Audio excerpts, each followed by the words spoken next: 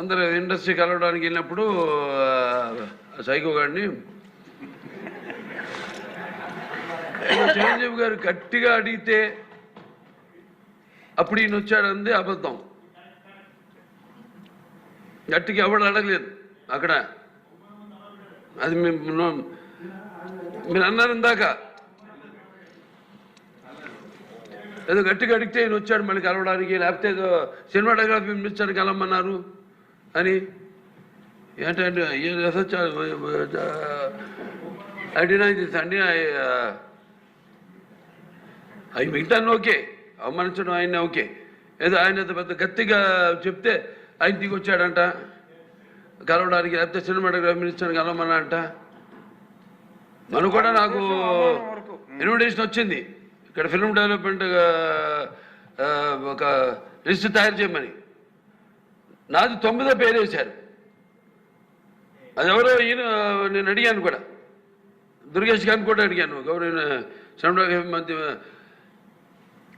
మంత్రి కూడా అడిగాను నేను, ఎవడో అడిగేసిందని.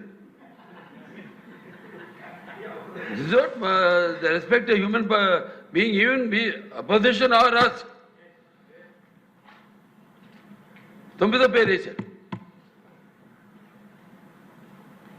ఇదే అదేదో గట్టిగా ఎవడు అడిగాడు, గట్టిగా అడిగితే పంపించారు లోపలికి, వచ్చి అడిగాడు కలవడానికి. Sorry, I want to clarify this. No, very good. Nonsense. Chiranjeevi గారు గట్టిగా అడిగేటటువంటి స్వభావం లేదు, ఆయన పోరాటం చేసే మనిషి కాదు అనేటువంటి పద్ధతుల్లో ఒక విధంగా కించపరిచే విధంగా మన బాలకృష్ణ గారు మాట్లాడారు. ఒకసారి బాలకృష్ణ గారు ఎలా రియాక్ట్ అయ్యారో చూడండి. ఇందాక గౌరవ శాసనసభ్యులు కామినేని శ్రీనివాసరావు మాడుతూ అప్పుడే అందరూ ఇండస్ట్రీ కలవడానికి వెళ్ళినప్పుడు సైకో గారిని చిరంజీవి గారు గట్టిగా అడిగితే అప్పుడు ఈయన వచ్చాడంది అబద్ధం. గట్టిగా ఎవడు అడగలేదు అక్కడ. అది మీరు అన్నారు ఇందాక, ఏదో గట్టిగా అడిగితే ఈయన వచ్చాడు మళ్ళీ కలవడానికి, లేకపోతే ఏదో సినిమాటోగ్రఫీ మినిస్టర్ కలవమన్నారు అని. ఏంటంటే ఆమె అని బహుశా ఆయన మరి ఏమన్నా మ్యాన్షన్ హౌస్ 2 మింగి వచ్చాడేమో మరి నాకు తెలియదు. చాలా దౌర్భాగ్యంగా శాసనసభలో ఆ విధంగా ఎవరు మాట్లాడరు, బయట కూడా ఆ విధంగా మాట్లాడరు. అసలే కోతి కళ్ళు దాగిందన్నట్టుగా అసలే పెద్ద సైకో. దానితో పాటు 2 మ్యాన్షన్ హౌస్ ఆఫులు తాగి వచ్చినట్టున్నాడు, ఇష్టం వచ్చినట్టుగా మాట్లాడేటువంటి ప్రయత్నం చేశారు. జగన్మోహన్ రెడ్డి గారు వాడు వీడు అంటమే కాకుండా సైకో అన్నాడు. సైకో అన్నప్పుడు సభలో ఎలా నవ్వారో చూశారు కదా కేరింతలు. ఇవ్వలో విలువలు లేవు, సభలో గౌరవాలు లేవు, ఇష్టం వచ్చినట్టుగా మాట్లాడేటువంటి ప్రయత్నం చేస్తున్నారు.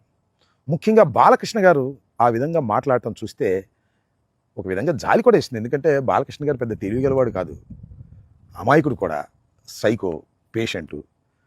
ఈ పేషెంటు సైకో కాకపోతే ఇవాళ చంద్రబాబు నాయుడు స్థానంలో ఆయన ఉండేవాడు.